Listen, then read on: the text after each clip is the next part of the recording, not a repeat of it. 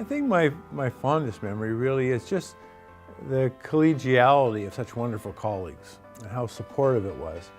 And secondly, this kind of river of students. You know, every year a new cohort would come in, and I think the best undergraduate students in the country. It was like a river of these brilliant, interesting people come with all kind of questions that we didn't often have answers to, and that provoked research questions, and it was just a wonderful place to be. I think one of the highlights for me is actually when Mark Zacher, who was of course a very well-known professor of international relations, invited me to participate in a book project that he was doing. And it was just such a great welcoming gesture. It made me feel immediately welcome in the department and integrating me both here and at the Lew Institute, where we put some of the projects on. And it was just a really terrific start to my career here in the department. I had one undergraduate student who was severely disabled in one of my honors seminars. And she raised a question about an essay, a very famous essay written by Charles Taylor, in which he talked about handicapped people as being potential human beings. And she said to me, "What does he mean by that?" And I didn't have an answer for her, but I wrote an article. 2 years later, I sent her the article and I said, "I'm sorry I didn't have an answer, but here it is now." So it was, those students I found are inspiring to generate questions that need to be answered. Their presence in the classroom changes the way you not only do teaching, but research. I was nervous. I was nervous about life after university, but there was a course I took with Stephen Nairn. And so his advice to the class and the students was simply to not make your decision about what you're going to do for the rest of your life in this class today, but to get out there, to explore the world, to travel, maybe learn a language, and maybe better understand yourself, because there's probably 100 or thousands of jobs out there that you don't even know that exist that could be the right fit for you. First of all, having the privilege of being an honor student, getting kind of lots of attention from senior faculty members, and then to turn around and nurture undergraduates, many of whom have gone on to distinguished careers in political science themselves.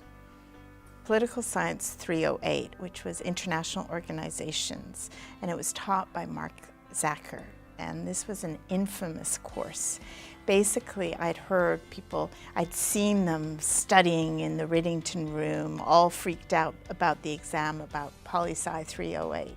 I ended up taking this course, although I was very worried. And of course, I didn't really study for the exam until I started looking at it the week before. And I just remember being so freaked out.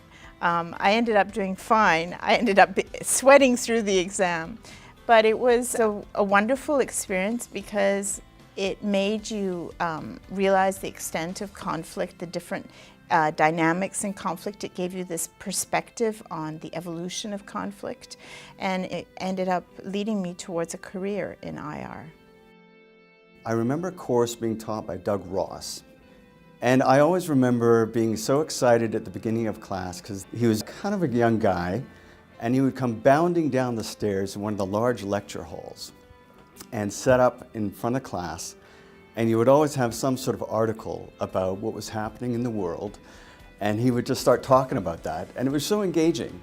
That to me was a real eye-opener and sort of the start of my interest in this sort of stuff. So that to me was quite a fond memory that I have.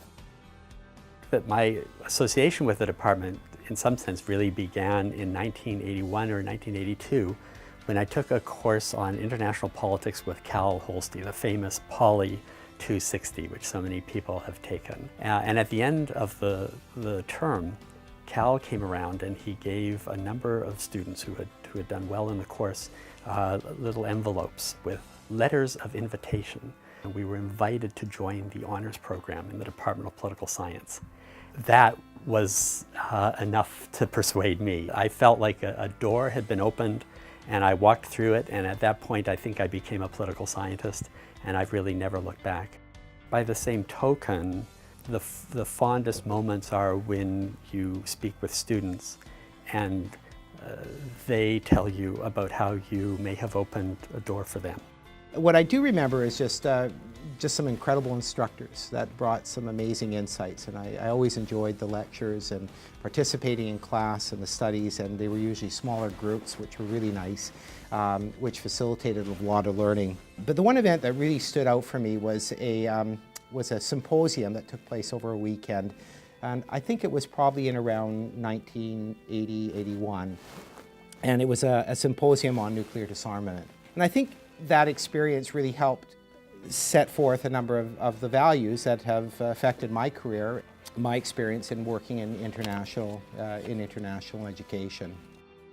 Going to classes, and in particular going to Dr. Sanz's and Mark Zacker's classes. Just being captivated by the history of the world wars. Every class, I remember me and my friends would show up and we'd be so excited to hear, you know, what are we going to learn about today?